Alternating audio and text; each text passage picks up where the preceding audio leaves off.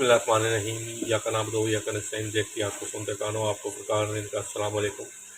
आज हम पका रहे हैं जी, बेगम साहबा क्या पका रही है, जरा बताना पसंद करेंगी। दाल गोश्त और साथ चावल। इसमें अदरक लहसुन भी डाल दिया तेल और गोश्त भी। अब इसको ब्राउन करना है। ये टमाटर डाले हैं, नमक, आज हम बहुत स्वीट और स्वीट काम कर रहे हैं। हल्दी, ये चने की दाल, ये देखें जी चने की दाल डाल दी है। अब थोड़ी देर में ये तैयार हो जाएगी, साथ इसके चावल हैं। हाँ जी बताएं कैसे बने। ये देखें बिस्मिल्लाहिर्रहमानिर्रहीम, ये बने हैं जी चने की दाल और चिकन गोश्त।